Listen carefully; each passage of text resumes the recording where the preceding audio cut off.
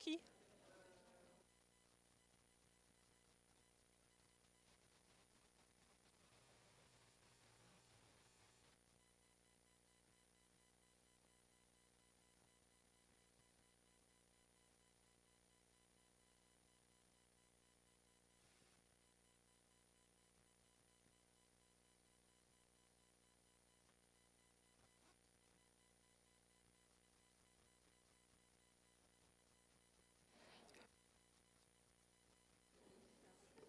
Juste là, allez-y, c'est bon. Je vous propose qu'on reprenne les travaux. Donc cet après-midi, nous allons avoir 2 tables rondes qui ne sont pas trop rondes.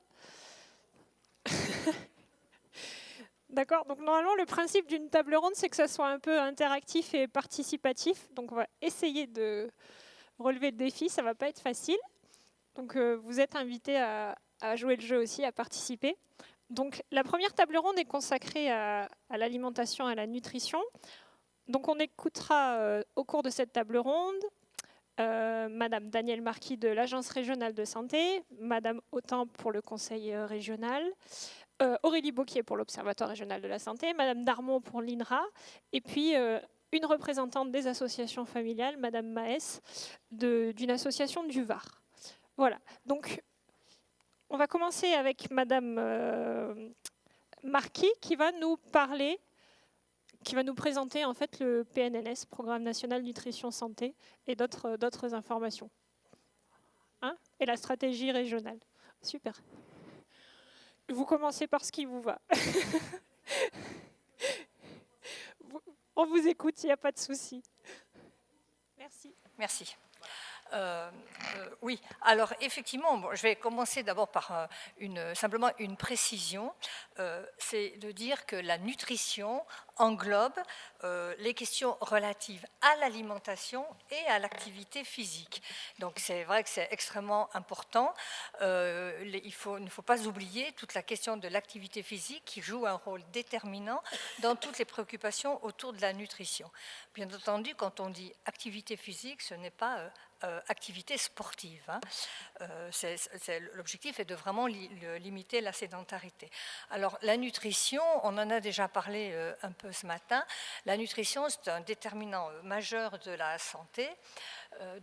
Il est majeur et les déséquilibres nutritionnels sont à l'origine de la survenue de pathologies qui sont graves. Alors vous en connaissez un certain nombre, les plus connus sont effectivement l'obésité, le diabète, mais aussi certains cancers et les maladies cardiovasculaires. C'est vrai qu'en ce moment, nous sommes très focalisés sur la question de l'obésité, qui est une véritable épidémie, qui a d'ailleurs été classée comme maladie chronique, d'une épidémie qui s'enfle, qui a une autre caractéristique, c'est qu'elle est extrêmement marquante de la précarité, et toute la question des inégalités de santé qu'on a vu ce matin se retrouve là dans cette question. Alors bien sûr, PACA, on est un peu moins touché que les autres régions françaises par la question de l'obésité. Néanmoins, quasiment 12% de la population de PACA âgée de 18 ans et plus est atteinte d'obésité. Donc c'est quand même quelque chose de pas négligeable. Nous avons augmenté un tout petit peu, pas beaucoup moins que d'autres régions, mais tout de même, il faudrait véritablement être dans la stabilisation. Alors, on l'a dit, on le redit pour la nutrition bien autant que pour le reste des problématiques.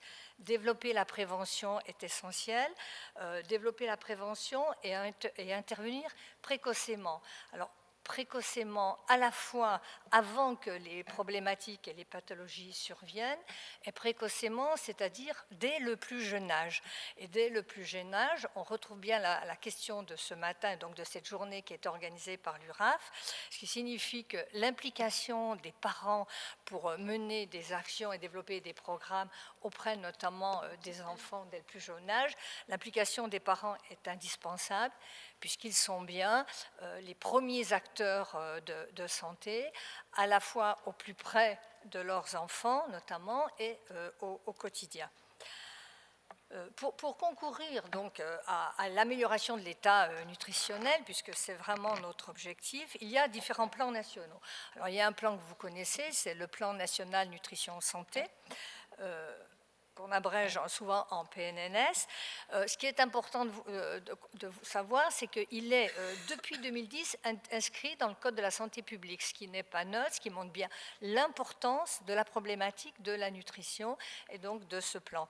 Mais ce plan n'est pas seul, il est en articulation avec le plan obésité, qui est un plan qui a été mis en place plus récemment en 2010. Les deux sont portés par l'ARS, et puis il est en articulation, en cohérence avec d'autres plans, avec le plan national d'alimentation, qui là est porté par la DRAF, puisqu'il y a tout un travail qui est mené à partir de la production, et notamment au niveau de l'agriculture. Le plan santé à l'école, qui est porté par l'éducation nationale, qui ne concerne pas que la nutrition, mais aussi la nutrition. Le plan alimentation-insertion, qui est porté par les services de cohésion sociale et qui s'adresse là aux personnes en situation vulnérable, voire très précaire. Et aussi le plan national santé-environnement, qui est porté par l'ARS, l'ADREAL et dans la région avec un partenariat important avec le conseil régional aussi, ce plan qui a fait l'objet d'un forum très récemment. Alors, nous en sommes, en ce qui concerne le PNNS, au troisième plan actuellement, puisque le premier PNNS date de 2003. Et très régulièrement, ces plans ont essayé d'être améliorés, adaptés, compte tenu des constats qui étaient faits. Je crois que ce qui est important de souligner, c'est que c'est un plan qui prend en compte les dimensions biologiques, bien sûr, mais aussi symboliques et sociales de l'acte alimentaire et de l'activité physique. Et notamment, quelque chose qui est important, mais on en a parlé ce matin, les personnes qui ont présenté l'enquête faite auprès des familles, on en parlait ce matin. Ce qui est important, c'est de souligner l'importance du repas pris à table, ensemble, et le repas étant là aussi non seulement pour un apport alimentaire, mais un moment de convivialité et un ensemble qui participe à la bonne santé. Ce qui est important aussi de souligner, c'est que ce plan ne contient aucune stigmatisation. C'est un plan qui a une connotation qui est extrêmement positive. Il est dans une démarche de promotion. Il s'agit de promouvoir certaines consommations, promouvoir des produits d'alimentation ou de boissons, et il ne proscrit pas certaines consommations. L'objectif est vraiment de développer des repères nutritionnels pour promouvoir une alimentation et une activité physique qui soient favorables à un état nutritionnel et donc favorable à un état de santé, puisque l'état nutritionnel est un facteur très déterminant de l'état de santé. L'objectif étant d'être dans la situation optimale. Alors, le PNNS, il y a 9 repères de consommation au quotidien. Vous en connaissez bien sûr un certain nombre. Je rappelle, alors manger au moins 5 fruits et légumes par jour. Tout le monde l'a entendu, puisque effectivement, il a été beaucoup repris sur les différents lieux en termes de communication, y compris dans les magasins. De la viande, du poisson ou des œufs 1 à 2 fois par jour, des féculents chaque repas, 3 produits laitiers par jour, et ensuite il y a des adaptations en fonction des âges bien sûr, de l'eau à volonté, limiter la consommation de sucre, limiter la consommation de matières grasses, limiter la consommation de sel, et au moins l'équivalent de 30 minutes de marche rapide par jour. Et on voit bien que donc il y a à la fois un versant alimentation qui est effectivement extrêmement important, mais aussi un versant activité physique, dont je redis qu'il n'est pas question d'avoir là une activité sportive, de compétition. L'objectif n'est pas de chercher à battre des records, mais véritablement d'avoir une activité physique qui contribue à l'équilibre et qui permet notamment de beaucoup lutter contre la sédentarité. Et simplement pour rappel, si vous allez sur Internet et vous cliquez www.mangerbouger.fr, vous avez un ensemble, vous retrouvez l'ensemble de ces repères, et y compris avec des adaptations assez intéressantes, notamment compte tenu des âges, et avec des messages qui sont incitatif et qui essaye de bien tenir compte, notamment pour tout ce qui concerne tous les messages qui sont à destination des enfants, adolescents, et à prendre en compte effectivement ce qui peut leur être parlant. Alors, l'ARS, quelle est la stratégie de l'ARS? Alors, ce matin, Ludovic Loquet vous a présenté le schéma régional de prévention et dit un peu rapidement, la nutrition et le plan nutrition, il entre dans tous les plans de prévention qui vont être cités ce matin. Vous savez qu'on a fait le choix d'avoir des plans populationnels par tranche d'âge, et donc la problématique de la nutrition intervient, avec des adaptations bien sûr, dans chacun de ces plans d'action. Alors, comme on vous l'a dit ce matin, la caractéristique de la région PACA, qui a un bon état de santé global, notamment un bon état de santé par rapport à la moyenne d'autres régions françaises, se caractérise aussi par de très grandes inégalités de territoire et de très grandes inégalités dues essentiellement à des inégalités sociales. Et donc, la priorité est donnée, on vous l'a dit, aux territoires vulnérables en fonction des indicateurs que nous avons définis. Et ce sont dans ces territoires, plus que dans les autres, que sont développées, dans le cadre des plans d'action, des actions spécifiquement sur la nutrition.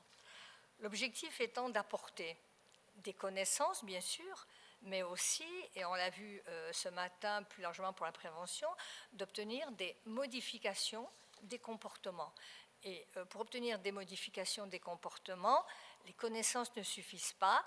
L'environnement de proximité, c'est-à-dire que la possibilité de pouvoir acheter des produits, de pouvoir trouver un certain nombre de produits, est également quelque chose qui est extrêmement important.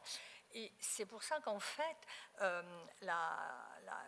l'amélioration de l'état nutritionnel de la population est en fait un enjeu qu'on retrouve dans l'ensemble des politiques publiques. Il ne dépend pas simplement de cet apport alimentaire.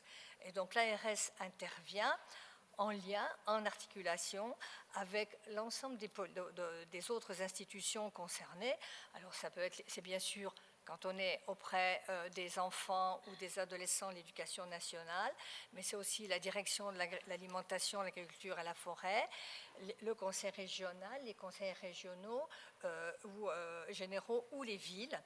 Et je voudrais dire que, par exemple, en PACA, 34 villes ont signé une charte qui est une charte de ville active PNNS, c'est-à-dire un engagement de leur part à développer des actions qui sont conformes aux repères du plan nutrition santé, ce qui signifie quand même que 42% de la population de PACA habite dans une commune qui est une commune active PNNS.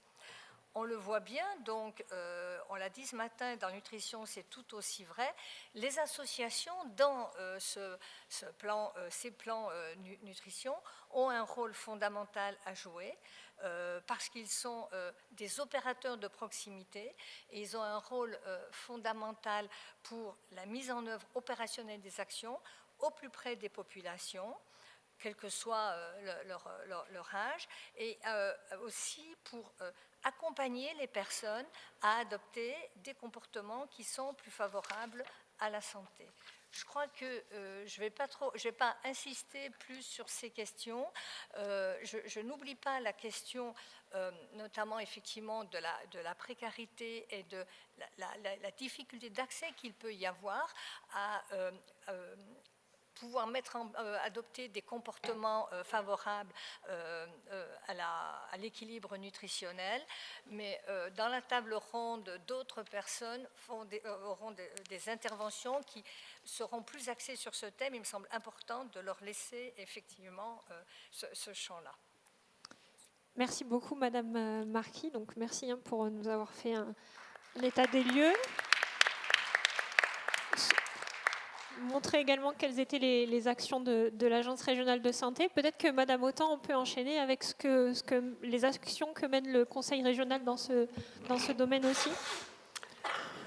Oui, merci beaucoup. Donc on a un petit peu parlé ce matin des responsabilité des collectivités territoriales, des institutions, dans les politiques qui ont pour objectif la prévention aux problématiques de santé. Alors j'ai préparé, je ne l'ai pas préparé personnellement, les services avec lesquels je travaille ont préparé un petit PowerPoint support pour qu'on puisse suivre en fait les réflexions que nous nous sommes posées pour mettre en place ces politiques. Donc je vous rappelle que la santé n'est pas une compétence directe de la région et que cette délégation santé-alimentation est assez nouvelle puisqu'elle a été créée en 2010. Donc, ce que l'on sait tous, c'est que les déterminants de la santé sont issus de constats que l'on partage tous. Donc, on connaît tous les liens entre la santé, les conditions de vie, Madame Marquis vient de nous en parler, l'habitat, le transport, l'alimentation, la contamination des milieux. Aujourd'hui, c'est un constat que nous faisons tous. Notre environnement, et notamment la qualité de notre environnement, l'eau, l'air, le sol, ont une incidence directe sur notre état de santé. L'état de santé et les facteurs physiques, chimiques, biologiques et sociaux, psychosociaux de notre environnement, on le sait tous, ce sont les populations les plus fragiles, qui sont sur les territoires les plus désavantagés, qui agglomèrent les problématiques de santé les plus importantes. Et bien sûr, le constat que nous faisons tous également aujourd'hui, c'est celui qu'il y a entre le lien étroit entre la santé et l'alimentation. Donc la région a des compétences directes qui ont un lien en termes de prévention des facteurs de santé liés à l'environnement. Bien sûr, les compétences en matière d'aménagement des territoires, même si nous n'avons pas la main sur tout, puisque ce sont surtout les communes et les communautés de communes qui aménagent leur territoire, et on sait que l'urbanisme, par exemple, la manière dont on va bâtir un quartier, la manière dont on bâtit également nos bâtiments ont une incidence directe sur la santé. Bien sûr, les compétences en matière de transport, si nous avons ce que nous cherchons à avoir, des transports collectifs de qualité, c'est moins de voitures, c'est une qualité de l'air qui devrait s'améliorer. On connaît tous aujourd'hui, vous avez en mémoire les décisions qui ont été prises par la maire de Paris d'interdire certaines zones du centre de la ville aux voitures et camions polluants de manière à préserver cette qualité d'air. Vous savez aussi que la France et certaines grandes régions de France, dont la région Provence-Alpes-Côte d'Azur et dont l'Île-de-France, sont pointées du doigt par l'Europe sur leurs problématiques pour pouvoir avancer en termes de qualité de l'air dans les grandes agglomérations. Et nous avons également des compétences en matière d'éducation et de restauration des lycées, puisque c'est une compétence qui nous a été attribuée en 2006. Les enjeux d'une politique régionale santé-environnement. Donc nous le savons tous, l'inégalité d'exposition des territoires et des populations aux risques environnementaux, on vient d'en parler un petit peu, l'air, le logement, l'alimentation, les inégalités sociales et territoriales d'accès aux soins et à la prévention. Je vous en disais 2 mots ce matin, et puis on va un petit peu le développer tout à l'heure. Les déserts médicaux qui se développent de plus en plus sur beaucoup de nos territoires, que ce soit des territoires ruraux ou des territoires urbains dont on parlait tout de suite, qui concentrent des populations qui rencontrent beaucoup de problèmes. Et la transition d'un système alimentaire mondialisé vers un système alimentaire territorialisé, qui sont un des grands enjeux, un des grands chantiers qui sont en train aujourd'hui de se lancer au niveau national. Il y a eu des engagements pris par le gouvernement sur ces sujets pour pouvoir redonner du sens à l'alimentation et surtout à la production locale. Alors, forte de ces constats, la région et la délégation en particulier a mis en œuvre 4 grands programmes régionaux qui sont portés par la délégation que j'ai l'honneur de piloter. les maisons régionales de santé. Aujourd'hui, donc c'est un dispositif qui a été voté en 2011. Je dois dire ici tout de suite que nous travaillons avec l'Agence régionale de santé qui a, elle, en charge la répartition des soins sur l'ensemble du territoire, et nous travaillons de concert depuis le début de cette politique de maisons régionales de santé qui sont le soutien à l'émergence de dispositifs d'accès aux soins sur l'ensemble des territoires. Donc depuis 2011, nous avons eu 2011, 2012, 2013, 40 projets qui ont été soutenus sur l'ensemble du territoire. C'est un investissement pour la région d'un peu plus de 7 millions d'euros en investissement, 600 000 euros en fonctionnement, notamment mise à disposition pour toute l'assistance technique aux opérateurs qui souhaitent monter ces maisons régionales de santé. En 2014, c'est une dizaine de projets, 1,6 million d'investissement et 75 000 euros de fonctionnement. Et en 2015, qui démarre tout juste, mais il y a une dizaine de projets qui sont aujourd'hui dans les tuyaux, comme on dit si joliment. Le plan régional alimentation, santé, environnement, là aussi, c'est un projet que nous menons en coordination et avec l'ADREAL et avec l'ARS, pardonnez-moi. Donc 54 projets aujourd'hui ont pu remonter suite à l'appel à projets de 2014. Donc nous avons copiloté ARS, Conseil régional DREAL, 14 projets. Il y a 16 projets qui ont été soutenus particulièrement par le Conseil régional et 24 ARS et DREAL. Donc sur ces projets qui remontent de nos terrains en fonction de nos propres appels à projets, on partage nos informations, parfois on part ensemble et parfois, en tous les cas pour le Conseil régional, en fonction de nos propres interlocuteurs et de nos propres choix politiques, nous pouvons partir tout seuls, ce qui laisse des appels à projets qui sont souples et qui permettent quand même aux acteurs du territoire d'avoir une réponse. Si ça ne fonctionne pas dans un cadre, ça peut fonctionner dans l'autre. Et ça, c'est important d'avoir cette souplesse de l'offre et du soutien auprès de tous les acteurs du territoire. Le dispositif d'accès à la contraception pour tous, alors je ne m'étends pas dessus, mais juste vous donner quelques chiffres, repères. Alors je ne sais pas si vous connaissez ce dispositif. Donc en fait, c'est des chéquiers qui sont mis à disposition des jeunes. On leur envoie, ils font une demande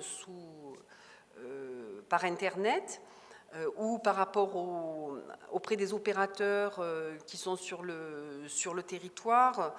Donc ce sont ça m'échappe tout d'un coup. Donc on a un certain nombre de dispositifs sur le territoire qui sont des portes d'entrée où les jeunes peuvent venir taper pour venir demander de l'aide. Donc ce carnet, c'est un carnet à souche. Les jeunes ont avec ce carnet accès à des visites médicales chez un généraliste, chez un spécialiste, des analyses biologiques, également chéquiers pour avoir accès à la contraception libre et gratuite. Alors c'est un projet qui a été mené en concertation avec l'ensemble des acteurs du domaine de la santé, pharmaciens, médecins, sur l'ensemble du territoire. Donc en 2013, nous avons distribué 2800 chéquiers, en 2014, 3100, et pour ce tout début d'année, nous en sommes aujourd'hui à 400. La charte santé, alimentation, manger autrement au lycée, donc c'est un sujet qui nous intéresse particulièrement cet après-midi, tout ce qui concerne l'alimentation. Donc nous avons décliné les objectifs du bien manger autour d'un certain nombre de points particuliers que je vous exposerai un petit peu plus dans le détail tout à l'heure, mais là, c'est pour vous présenter ces 4 grandes politiques, ces 4 grands programmes régionaux qui sont liés directement à la prévention, à la santé. Donc le PRAS. Donc le PRAS, pareil, c'est un dispositif, tous nos dispositifs sont montés en concertation avec les acteurs du territoire, avec les scientifiques, avec les associations, les gens qui sont en capacité de nous parler des problèmes qu'ils rencontrent et des solutions que l'on peut mettre en avant.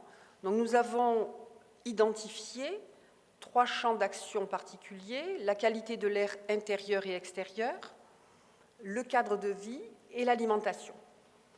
Nos publics cibles, les territoires relevant de la politique de la ville, les jeunes et les personnes en précarité sociale et professionnelle.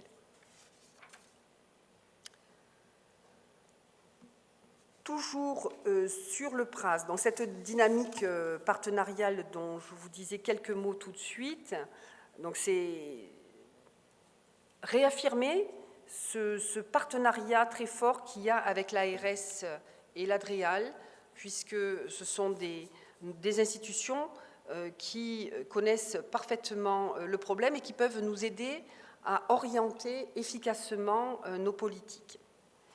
En 2014, la région a rejoint le groupement régional santé et environnement et nous étions d'ailleurs vendredi, nous avons participé, nous avons accueilli au conseil régional le forum du plan régional santé-environnement numéro 3, dont l'appel à projet devrait sortir tout début de cette année 2015. Et puis voilà, c'est ce que je viens de vous dire, 2015, année de consultation et d'élaboration du PRSE 3, à laquelle la région s'associe aux côtés de l'ARS et de l'ADREAL. Donc notre charte santé, alimentation, manger autrement au lycée, pour vous donner un petit peu l'ampleur des cibles qui sont les nôtres. Aujourd'hui, la région, c'est 180 lycées, avec 143 cuisines, puisque le choix qui a été fait par Michel Vauzel, notre président, depuis toujours, c'est de maintenir et de ne pas déléguer l'alimentation à des délégataires extérieurs pour pouvoir garder la main autant que faire se peut, parce que peut-être qu'on en discutera tout à l'heure, mais les choses ne sont pas tout à fait simples, puisque les lycées ont cette particularité qu'il y a deux pilotes dans l'avion, si je puis dire. Le conseil régional qui s'occupe des bâtiments, de l'entretien des bâtiments, de la construction des bâtiments, des personnels d'entretien, des personnels de restauration. Et l'autorité fonctionnelle qui est représentée par l'éducation nationale. Donc nous devons discuter ensemble pour chaque fois pouvoir décliner nos orientations politiques dans l'ensemble des lycées. Ce sont 150 000 lycéens convives, ce sont 10 millions de repas qui sont servis tous les ans dans les restaurants du Conseil des lycées et environ 28 millions d'achats de denrées sur le territoire.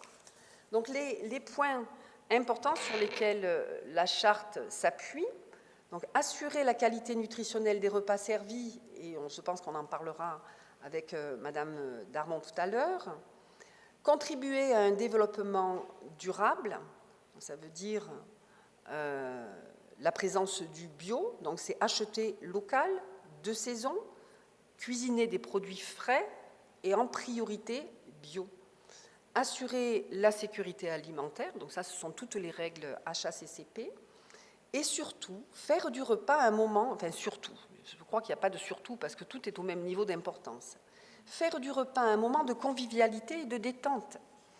L'objectif c'est d'amener nos jeunes à venir dans les restaurants de la région, de trouver là un repas de qualité, mais d'avoir du plaisir et d'avoir une véritable coupure lorsqu'ils viennent prendre leur repas à la restauration du lycée. Donc c'est un travail de très long terme.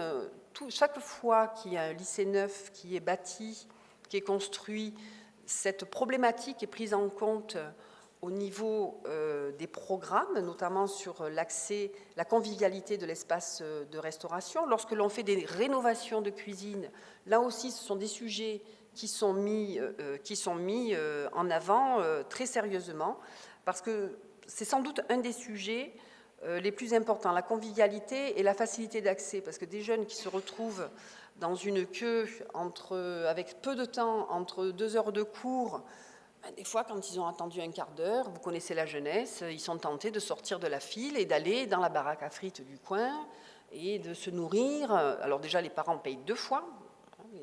Vous êtes des représentants des familles, donc vous voyez que c'est un sujet qui est important. Donc les parents payent 2 fois le repas. Une fois auprès du lycée, les enfants ne l'ont pas pris.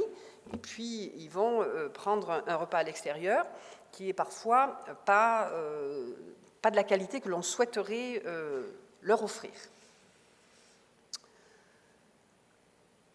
Donc, pour mettre en place cette politique de l'alimentation, jusqu'à aujourd'hui, le problème, c'est qu'il fallait pouvoir accueillir les enfants au restaurant, leur offrir une place à table et mettre quelque chose dans l'assiette. La problématique de la qualité nutritionnelle, elle a toujours plus ou moins été là, mais on n'avait pas un focus très fort sur cette problématique de qualité. Et c'est pour cela qu'on avait des fois des personnels en cuisine qui ne sont pas tout à fait suffisamment formés sur cet aspect de qualité. Ça les oblige à revisiter leur métier et à réapprendre, non pas à faire de la cuisine collective, mais faire pour beaucoup de gens de la cuisine comme à la maison, en considérant que la cuisine comme à la maison, c'est la meilleure.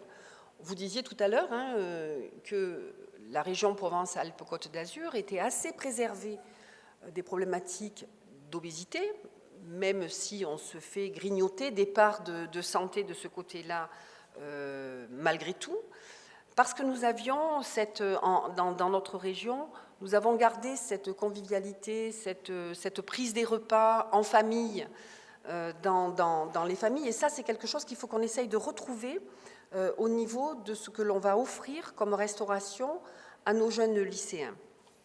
Donc ça veut dire quoi? Il faut qu'on puisse améliorer le recrutement de nos chefs de cuisine. Nous avons mis en place un service qualité au niveau des services de la région qui s'occupent de la restauration. Donc qu'est-ce que c'est ce service qualité? C'est une responsable qui ne s'occupe que de la qualité de la restauration dans les lycées. Ce sont 3 conseillers culinaires qui font partie de nos meilleurs cuisiniers et qui vont former, appuyer, encadrer, piloter les cuisiniers qui pourraient avoir des difficultés sur leur pratique. Donc aujourd'hui, alors c'est un service qui est né avec cette délégation et cette prise en compte d'un problème qui est prégnant aujourd'hui dans la société. Il en faudrait plus, sans doute, mais aujourd'hui, nous sommes quand même dans des phases d'expérimentation. Et ce matin, je vous ai quitté, je n'ai pas pu suivre vos travaux, parce qu'en fait, j'étais en réunion avec le service qui s'occupe de la restauration chez nous, et nous faisions un bilan de tout le travail que nous avions à faire pour pouvoir faire monter cette qualité de la restauration dans nos lycées. Il faut que ce soit bon. D'abord, la première chose, il faut que ce soit bon ce qu'on met dans les assiettes des jeunes pour qu'ils viennent dans nos lycées. Il faut que, lorsqu'ils viennent dans nos restaurants, ils aient une relation conviviale avec le chef de cuisine et les personnels de cuisine. Il faut qu'ils attendent le moins possible et il faut qu'ils soient dans un lieu qui soit sympathique. Donc tout ça, nous devons le créer. Ça existe partout, mais moi, mon objectif, c'est d'avoir un service public régional. Qui dit service public, c'est égalité de traitement de tous, où qu'il soit, quel que soit son établissement, où qu'il soit sur la région. Donc ça veut dire qu'il faut qu'on fasse véritablement monter toutes les compétences qui existent et qui ne demandent qu'à émerger. Et il faut qu'on les aide, qu'on aide nos chefs de cuisine à atteindre ces objectifs de qualité. Également, l'accompagnement à l'achat de proximité. Aujourd'hui, c'est ce que je disais tout à l'heure, la mondialisation spécialise certains pays dans certaines productions qui nous échappent un petit peu, qui font beaucoup de chemin pour venir dans nos assiettes. C'est ce qui fait que nous mangeons de la tomate en hiver. Moi, j'ai une fille qui ne peut pas se passer de tomates en janvier. Ça, c'était avant, elle ne pouvait pas s'en passer. Maintenant, elle se rend compte que c'est mieux et bien meilleur de manger de la tomate de saison qui a poussé pas très loin de chez elle, dans des conditions à peu près normales. Donc ce sont tous ces enjeux-là, puisqu'on voit bien qu'on a une incidence directe sur la production et sur l'agriculture de territoire. C'est ce qu'on appelle l'émergence également de ces fameux systèmes alimentaires territoriaux, qui est la reterritorialisation de l'agriculture, le développement économique et la création d'emplois sur les territoires autour de l'agriculture. L'accompagnement à l'achat de proximité, alors qu'est-ce qu'on a fait pour ça? On a mis en place des moyens auprès d'associations, de chambres d'agriculture, pour qu'on puisse avoir des personnes qui, sur un territoire, puissent repérer les gens qui sont les producteurs, qui sont prêts à jouer le jeu d'alimenter la restauration hors domicile, bien sûr de nos lycées en priorité, mais plus largement la restauration hors domicile de l'ensemble du territoire. Et on sait que ça fait beaucoup de monde. Ça fait les collèges, ça fait les écoles, ça fait les lycées, ça fait les hôpitaux, ça fait les restaurants d'entreprise. Et on voit qu'il y a beaucoup de monde qui peut être, lorsque l'on massifie, on a une véritable opportunité de créer une agriculture de qualité à proximité de nos territoires. Alors aujourd'hui, on a soutenu, il y a à peu près 6 personnes qui sont engagées auprès des chambres d'agriculture et de diverses associations pour pouvoir faire ce zoom entre la production locale et les acheteurs locaux. Nous avons soutenu également un dispositif qui s'appelle Régal, qui est dans la vallée de la Durance et qui met en lien direct les restaurations de nos lycées et les producteurs locaux. C'est comme ça qu'on a des cuisiniers qui vont acheter la viande qu'ils vont servir dans leur lycée directement sur pied auprès du producteur. Donc on a vraiment une proximité entre l'acheteur et le producteur, et si ça se passe mal, on a des interlocuteurs, on sait à qui parler. Et ça aussi, c'est important dans ce qu'on essaye de reconstruire aujourd'hui. C'est reconstruire ce lien entre les différents acteurs du territoire. Également un sujet, et c'est pareil, Nicole Darmon, nous nous sommes rencontrés autour de ce grand enjeu, c'est la sensibilisation à l'alimentation méditerranéenne. Donc nous avons monté un projet pour pouvoir revaloriser cette alimentation méditerranéenne qui est inscrite au patrimoine de l'UNESCO, dont on sait que le rejaillissement sur la santé est un bien bénéfique et que nous sommes en train de perdre aujourd'hui. Samedi après-midi, il y avait un colloque au MUSEM autour du sujet de l'alimentation méditerranéenne. Cette identité culturelle recule aujourd'hui sur nos territoires. Donc il faut là aussi que nous faisions un travail pour redonner le goût de ce patrimoine qui est le nôtre et qui a un lien très très fort avec la santé. Donc nous avons eu 25 lycées qui ont été accompagnés sur cette alimentation méditerranéenne par 5 diététiciennes qui ont décliné en fonction des projets des professeurs qui étaient en lien, des chefs de cuisine, des gestionnaires qui voulaient bien porter ce projet pour pouvoir arriver à donner à connaître ce dispositif et ce grand sujet qu'est l'alimentation méditerranéenne.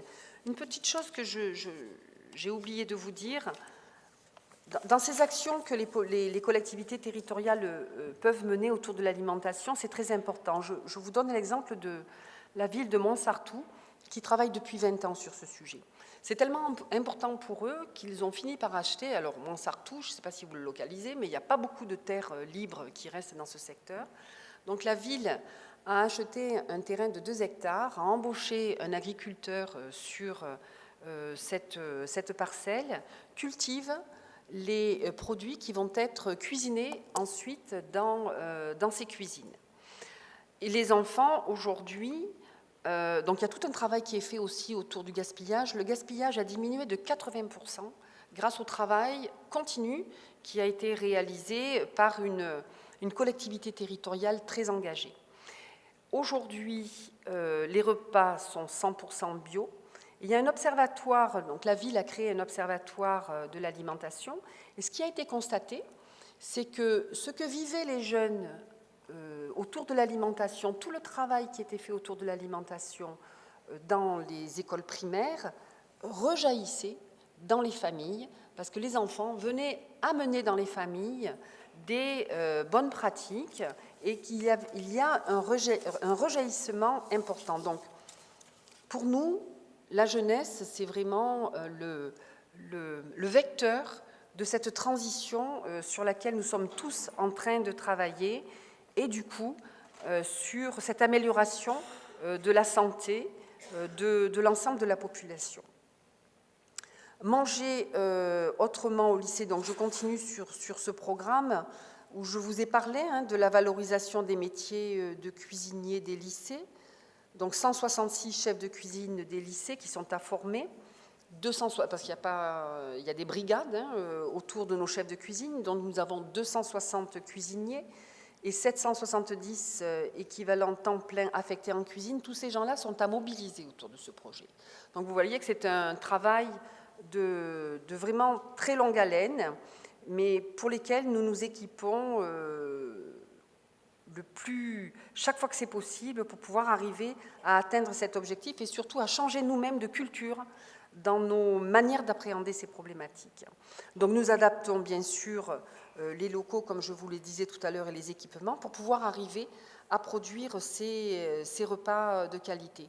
Parmi la foultitude d'actions qui sont à mener pour arriver vers cette qualité de l'alimentation, il y a aussi la revalorisation des métiers de cuisinier. Le métier de cuisinier, c'est un métier à très forte responsabilité. Donc aujourd'hui, moi je me suis battue et on y arrive à avoir des cuisiniers qui jusqu'ici étaient classés en catégorie B, en catégorie C, donc qui sont les catégories de l'administration que vous connaissez sûrement mieux que moi. Et aujourd'hui, nous sommes arrivés à avoir des chefs de cuisine qui passent en catégorie B. Ce qui est important, c'est de donner aussi à ces personnels des perspectives de carrière dans les métiers qui sont les leurs pour que la qualité soit toujours au cœur de leur métier.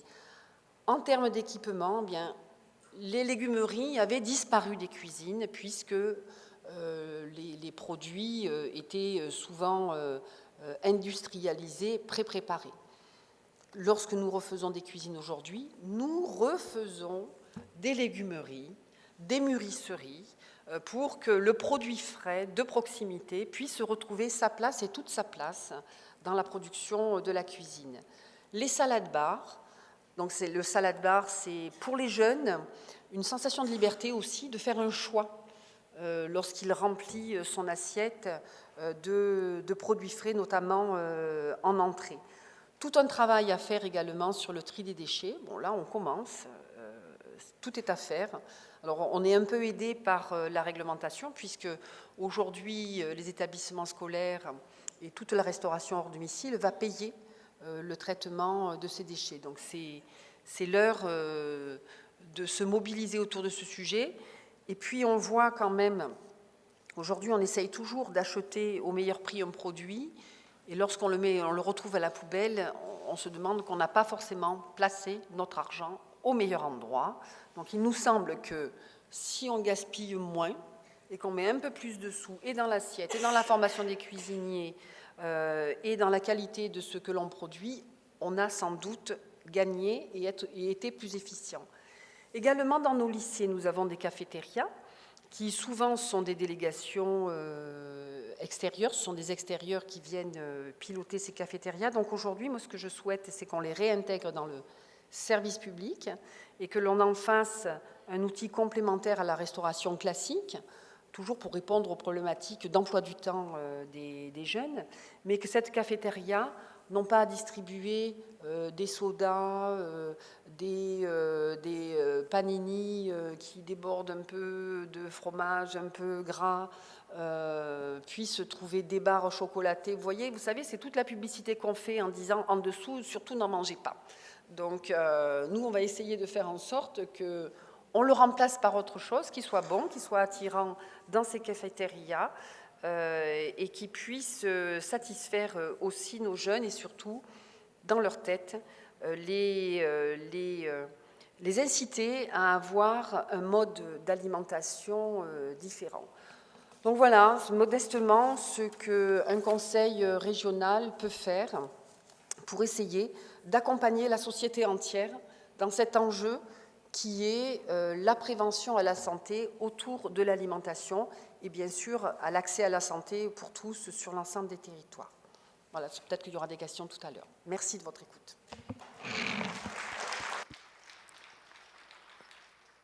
Merci beaucoup. Peut-être qu'on va faire des questions dès maintenant, comme ça sera un peu plus vivant. Donc si vous souhaitez réagir ou interroger Madame Marquis, Madame Autant sur les actions de l'ARS, du Conseil régional, on peut prendre une ou deux questions. Monsieur. Donc j'ai bien entendu, je pose une question sur les achats de proximité, qui sont notamment sur la quantité et le volume que vous disiez, qui sont une problématique sur l'approvisionnement, parce que ce n'est pas assez régulier, et une problématique sur les marchés publics, qui sont là aussi. Donc là-dessus, je voudrais savoir, parce que l'agriculteur, et notamment dans quelques années, faire le point sur l'expérimentation que vous avez sur cette parcelle, pour voir si économiquement et au point de vue alimentaire, ça rapporte quelque chose. Voilà. Alors, c'est vrai qu'une des difficultés, c'est effectivement le marché public. Donc, le Conseil régional a conventionné avec le projet AgriLocal. Donc, c'est un logiciel qui a été développé par le département de la Drôme et qui permet de mettre, en respectant les règles de mise en concurrence, de mettre en contact les acheteurs et les producteurs locaux. Donc là, on est vraiment directement dans la conformité de l'achat public. Il n'empêche qu'il y a toujours un travail à faire à ce niveau-là, c'est d'aller susciter notamment les agriculteurs qui, parfois vous avez des petits agriculteurs, c'est compliqué pour eux le marché public. Donc il faut les soutenir pour ça, les former, leur mettre à disposition un logiciel et les former pour qu'ils puissent répondre. On a d'autres complexités sur l'achat de proximité. C'est qu'aujourd'hui, un lycée, et on peut comprendre, hein, un lycée, lorsqu'il fait une commande à un acteur de l'approvisionnement de l'alimentation scolaire, donc vous avez une porte d'entrée, vous faites une commande et vous avez un camion et une commande à réceptionner. Lorsque vous travaillez sur de la proximité, vous allez peut-être avoir 4 commandes à gérer, plusieurs acteurs à mobiliser, c'est plus compliqué. Donc on essaye là aussi de faire ce travail de structuration sur des bassins de vie et de production pour pouvoir faciliter les choses. Comment est-ce que l'on peut faire émerger des plateformes locales qui puissent simplifier ces problématiques d'approvisionnement? Pourquoi pas rentrer également dans les circuits de ces structures? Alors je dis Pomona, il y en a plein d'autres, mais dont c'est le métier, hein, d'aller acheter auprès des agriculteurs et de venir livrer les IC. Mais c'est vrai que c'est un problème. Le dispositif Régal, par exemple, on est un peu limite, parce qu'on est presque sur du gré à gré, c'est pas facile. Donc il faut qu'on essaye quand même de se mettre dans les clous. La mise en concurrence, il ne faut pas oublier que ce n'est pas une mise en concurrence que sur le prix, mais c'est une mise en concurrence sur des critères. Donc ce travail de critérisation et de montage de marché public, là aussi nous amenons une aide aux établissements. C'est un travail qui est en cours actuellement avec des cabinets juridiques pour pouvoir aider à cette critérisation qui nous permette de faire le meilleur choix, au meilleur prix, mais sans faire de sacrifice sur la qualité. Alors après, sur la problématique du bio, aujourd'hui, nous, depuis 2010, on est censé avoir 20% de bio tous les jours dans toutes les assiettes. On en est loin, c'est compliqué, mais c'est aussi compliqué parce qu'on n'a pas assez de production locale, si on veut travailler en proximité. Le bio qui vient de très très très très loin, déjà le bio, ça veut dire aussi conditions sociales des personnes qui travaillent, malgré tout conditions environnementales, conditions de biodiversité, tout ce qui se fait très loin de nos yeux et qu'on n'est pas en capacité d'aller visiter. Il ne faut pas mettre tout le monde en doute, mais quand même c'est mieux quand c'est pas loin. Donc nous avons un travail de mobilisation, et donc pour ça on travaille en lien très très fort avec ma collègue de l'agriculture et avec les chambres régionales, les agribio, pour pouvoir motiver et permettre l'expansion de cette production bio sur nos territoires. Mais c'est vrai que c'est un vrai sujet. Je ne sais pas si j'ai répondu à votre question. Est-ce qu'il y a une autre question? Oui. J'aimerais savoir, vous parlez d'accompagnement individualisé des chefs de cuisine. Est-ce que vous travaillez aussi avec des diététiciennes et avec des infirmières scolaires, par exemple? J'ai eu la possibilité de travailler avec l'infirmière scolaire du collège Édouard Manet, qui régulièrement sensibilise les jeunes à une meilleure alimentation, et notamment aussi par rapport au petit déjeuner. Voilà. Donc est-ce que c'est bien de vouloir accompagner les chefs de cuisine, mais quand même, bon, les chefs de cuisine, c'est c'est pas tout à fait leur métier par rapport à un équilibre des plats, voilà, de la diététique pure, quoi. Oui, dans leur métier. Alors c'est pour ça que c'est un travail, c'est un métier d'une grande complexité, chef de cuisine, et il est important de les reconnaître dans cette grande complexité. Déjà, d'une part, ce sont des managers, hein, ils pilotent des équipes, et puis ils ont cette responsabilité de respecter les règles du plan national santé-nutrition. Savoir équilibrer un repas sur une semaine, sur 15 jours, sur 3 semaines, ça fait partie de leur code de déontologie. Sauf qu'on l'a peut-être un petit peu à un moment donné oublié, et on a besoin d'avoir cet accompagnement. Les projets qui ont été accompagnés sur l'alimentation méditerranéenne, et ce sont des diététiciennes qui l'ont porté. Très souvent, nous avons travaillé, celles qui étaient incitateurs de faire venir ce projet dans le lycée, c'est souvent les infirmières. Elles sont souvent les infirmières dans les lycées. Alors, il y en a encore dans les lycées. Je ne sais pas s'il y en a beaucoup dans les collèges, mais ce sont des fonctions qui sont extrêmement importantes, hein, pour être auprès de nos jeunes dans les lycées. Mais c'est un point d'appui important, et elle nous aide à rentrer dans les lycées. Ce n'est pas facile non plus. Vous savez, on est en négociation permanente, en fait, pour pouvoir faire rentrer des choses nouvelles. Bon, on a tous l'habitude, c'est dur d'être dérangé dans ses habitudes, c'est compliqué. Donc, il faut vraiment y aller avec douceur, en valorisant les gens, et surtout, dès qu'on a quelqu'un qui est intéressé par le projet, y aller. Alors, qu'est-ce qu'on a comme problème? C'est que souvent, lorsque l'on lance des projets, c'est toujours les mêmes établissements qui viennent chercher de l'information. Moi, ce qui m'intéresse, c'est ceux qui ne font pas signe. Parce que c'est là qu'il y a du boulot à aller faire. Donc là aussi, comment on rentre, par quelle porte? Mais voilà, on y arrive petit à petit. Mais vous avez raison de souligner que les diététiciennes, les infirmières sont des éléments importants du dispositif et des gens avec lesquels il faut discuter sur cette problématique des lycées. Une chose qui n'existe pas suffisamment dans les établissements, c'est tout ce qui concerne les commissions menus. C'est un outil extraordinaire, les commissions menus, pour bâtir des menus. Ça, il faut le mettre sur la table, en faire des vrais sujets, des vrais ateliers, des vrais groupes de travail, des vrais tests, mais qui mobilisent l'infirmière, le gestionnaire, le chef de cuisine, les représentants des lycéens, des commensaux, pour pouvoir faire un vrai travail autour de la commission de menu. Alors ça aussi, il ne faut pas se leurrer, hein, c'est du temps qu'il faut prendre à un moment donné, et ça aussi, ça se négocie, c'est pas facile non plus. Que de la bonne volonté. Merci. Alors, on voit que on va avancer, on aura encore du temps pour les questions tout à l'heure. On voit que les institutions publiques sont mobilisées, mais on va voir avec les résultats que va présenter Aurélie Bocquier de l'Observatoire régional de la santé, que c'est d'autant plus nécessaire puisqu'elle va nous parler de la problématique de l'insécurité alimentaire, alors au niveau national. Voilà. Bonjour à tous. Merci déjà aux organisateurs de nous permettre de présenter ces résultats sur la problématique de l'insécurité alimentaire en France, qui est issu d'un travail mené en collaboration entre l'Observatoire régional de la santé et l'équipe de Nicole Darmon, directrice de recherche à l'INRA.